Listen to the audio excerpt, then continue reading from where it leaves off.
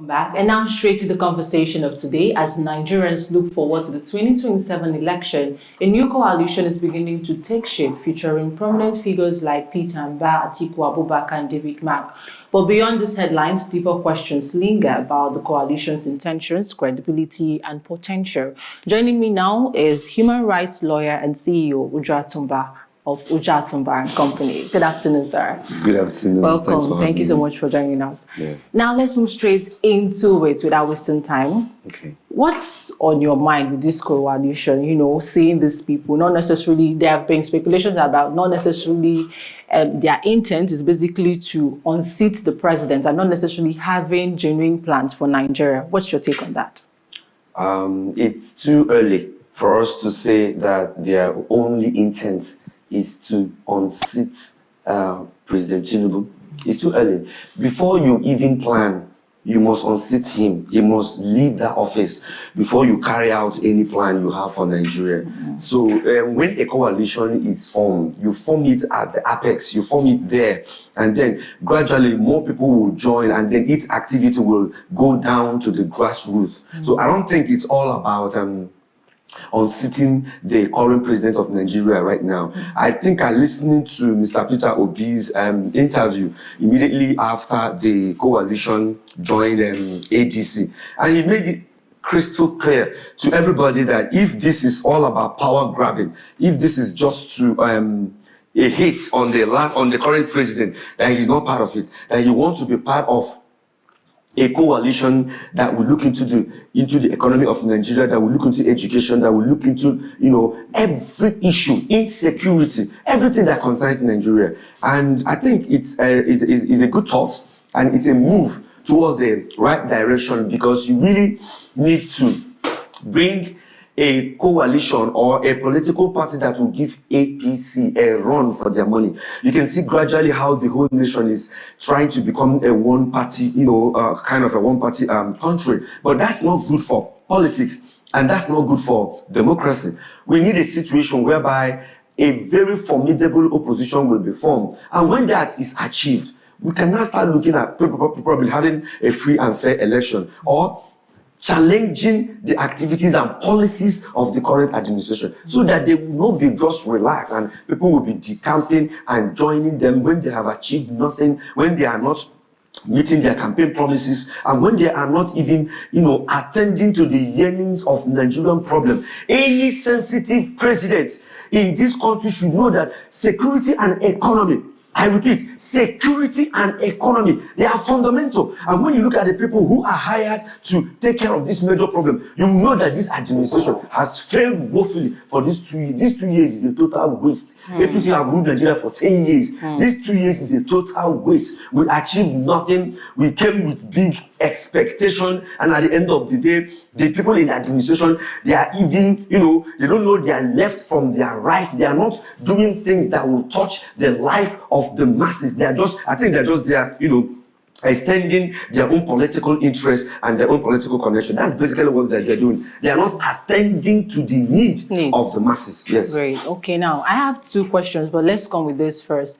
We've talked about how this particular party is not doing anything visible. And also, I've heard people say that this new coalition is basically old people in new clothes. What do you think about that? Because it seems when you look at their political track record, history is not really fair to them, because we've seen them, these people, except Peter Obi, which we're going to come to later on, but with these remaining persons, the Atiku, the David Mark, and some other persons, there is no real track record. So how will they convince us that they have genuine interest at this particular time? One thing we have to put into consideration here is that desperate situations deserve desperate measures. Yes, they are old politicians. They are also the one who knows how to play the game. The youths and the younger ones who are actually coming into politics, who do they know? How much do they have? What do they know about Nigerian politics? How many people can they? What their grassroots? What does it look like? It's absolutely nothing. So I think the galvanization of all these old politicians, whether they have done well in the past or not, it sends a signal to the current administration that the wagons are circling. The wagons are circling. We are not saying that all of them are good. There are some of them who are good. There are some of them who don't even have any track record at all, not to talk of. But they command respect. And they have the wherewithal to unseat the current president of this country. And if you don't unseat him, basically nothing will happen. Who will take over from the administration? Let's take, for instance, if this coalition fails and Tinubu completes his another 8 years, who will he hand over to? He will get someone who is worse than himself, because he can't get someone who will outdo him. He won't get someone who will do better. Where is he starting? And where is he going to end? So it's very, very important that we forget about the argument of the age of the people who have gathered. They are the ones who can beat the drum so loud that Nigerians anywhere can hear it. We need to beat this drum very, very hard and consistently for people to hear it. And they are the ones there now. They are the ones in the arena. Who else can do it? If the likes of Atiku and the likes of El Rufai and the likes of Amechi does not start circling this wagon, who else will do it? That's because I'm asking those who are criticizing them. Can you do it? No. Go to Twitter, go to X, go to Instagram, go to news. Listen to those who are criticizing that this crop of politicians are old. Ask them, how old are you and what have you done for this country? And if you remove them from the picture, those who are criticizing them, can you gather and form a coalition? They cannot gather. Those who are criticizing this coalition cannot even do half of what this coalition have done within the next 2 years that this administration came into power. So criticism is not the way out now. The way out now is us to face this coalition and let them know that if your ambition is to hate on Tinubu and to grab power and to remove him from office, Nigeria will still remain where they are. But if you can start now forming an ideology, look, do you know where they are coming and going? Do you know where they are coming and going? More will come and go. Except when they understand what we call the ideological spirit. Every political party must have an ideology. And that ideology is like a living thing. Members can join the party and go and die and retire. That ideology still stands tall. You can't take anything away from it because it has to be a grassroots ideology. It has to be an ideology that will outlive the people. It has to be an ideology that will not tolerate external interference. It has to be an ideology that will factor in the multifaceted nature of Nigeria in religion, in language, everything. It has to be a very strong, powerful ideology that our children can come up tomorrow and they can say, this is what party stands for. So when you mention the name of a party, people should start knowing your character. Okay? That's what we should be going to now. If you say, I am AGC, already, automatically, people will know what you belong to, what you believe in, what you don't like and what you like. You know this one, this week, APC, the other week, we must bring an end to, you see this, we are going to bring an end to this. It must come to an, it's going to come to an end where you are in a party and you are there because of the ideology of that party. You are there because of the vision of that party. You are there because of the dreams of that party. You are there because of what what you believe that party can bring. Not just your own personal interest, but the general interest of Nigeria as a nation. So I speak directly to politicians that it's not all about, during primary now, I think we will start carrying bags of dollars. Money is not ideology. Ideology are principles. Political principles that cut across every issue and every challenge that the nation is having. An ideology that will bring every part of this country together. So if this coalition, after they have gotten themselves together, they should set up a think tank, relax, and start bringing ideology. It is only a lasting political ideology that will change the narrative come 2027. We need to change the narrative. We need to discuss security all over again. We need to discuss economy all over again. In the light of our natural resources and everything that Nigeria has. We need to look this administration face to face and tell them where they have failed and where they have continued to fail. You cannot hide. You cannot take it away from them, okay? They have failed in several areas. And we need leaders who have the ball, the brain, and the intestinal fortitude to look them in the face and tell them, you can't win this election. People's vote must count. Yes. There must be electoral reform. The constitution must be amended. Law is, if they tell me that it's difficult to amend constitution, says who? Who says it's difficult to amend constitution? Laws are meant for the masses. The masses are not meant for the law. If there's anything the politicians want to do, they will amend the constitution immediately. But when it has to do with amending it for the betterment of Nigeria, they will start citing you that it has to do with a whole lot of bureaucratic bottleneck and difficulties. But when they want to commit their mischief, the constitution will be amended immediately to accommodate what they want to do. It has to stop. That one too has to stop. That's what I'm saying. Has to stop. Now, in line of criticism and also amending, and what you said that we need to fish out to understand that these people are in a particular party because they have genuine interest. So that when you call a particular party, you know that these people have genuine interest. Now, let's look at the influence of P2B. We've seen lately people are beginning to pay allegiance to the ADC because of the figure of P2B there. Do you think this party is taking advantage of P2B's influence regarding that? And how do we fish out the people who don't have good intentions in that party when it comes to voting, because different parties are going to take different political positions, right? So how do we figure out the people that have bad intentions or wrong intentions and people that have genuine intentions to follow? There is a common denominator that will enable this new political front, you understand, to maintain credibility.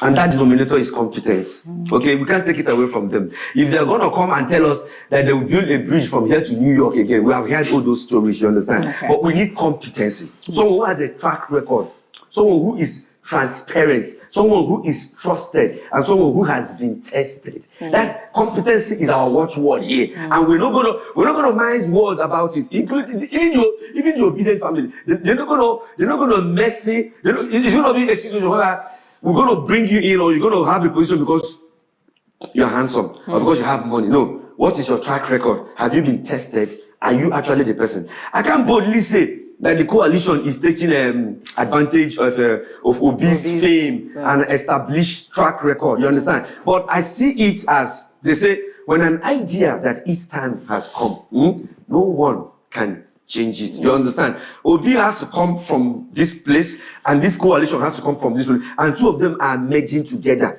We cannot see Obi too special here. No. Peter Obi is not too special here. But Peter Obi, because of his track record, he is about to meet destiny. You understand? Destiny is about to collide with Peter Obi's track record. And when that destiny comes, the amount of votes it will summon in 2027, INEC may not be able to count it. They may not be able to count it. Right. So it's something that I think God is bringing together. If the coalition, because I heard from the grapevine that he is telling the coalition that he is ready to do 4 years. You understand? And also hand over to the North. Because you know the political sharing formula, North, South. The Mr. President will definitely do 4 years. Nobody will stop him. But if the coalition can put themselves together and bring in Obi, you understand? And bring in Peter Obi as their flag bearer come 2027. Let me tell you one thing. Not only will he shake Nigeria, the election will shake the entire sub-Saharan Africa. It will be mega. The grassroots turnout will be something else. And why I like the coalition is because they will not face INEC, you understand, and ensure that people's votes count at the end of the day. Because if you do all these things and people's vote does not count, look at what happened in 2023. Look at what P2B was able to do in 2023.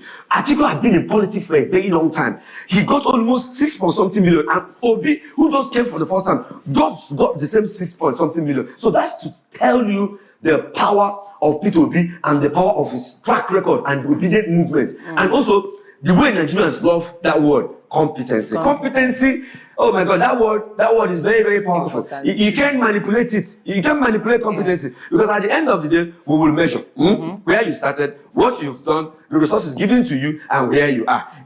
In all languages, we say, this is what we can see. So it's definitely very, very important for people to know that P2B is on the right place at the right time. Okay, so he says P2B is in the right place at the right time. And I like that you were still in the same line, because you mentioned Atiku and you mentioned P2B, and these two persons are in the same party, and we know the intentions of these two persons. We know that Atiku was, it has always been, it seems like it has always been his dream to be a Nigerian president. And we also have P2B on the other hand. Now, it's in your decision or in your desire that they give P2B the flag. Yes. But do you sense maybe an internal trouble because it is, who do you think we want to step down for the other person to take the flag? Because like I earlier on said, when you look at the political structure, it's the time of the South. That was the mistake that if Atiku goes for the presidential ticket of ADC, I will know that Atiku is an agent of Tinubu.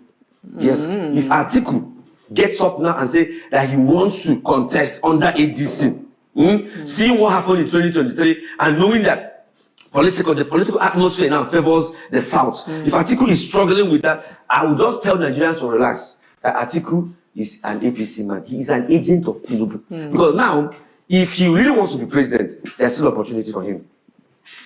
He can raise Obi's hand, okay?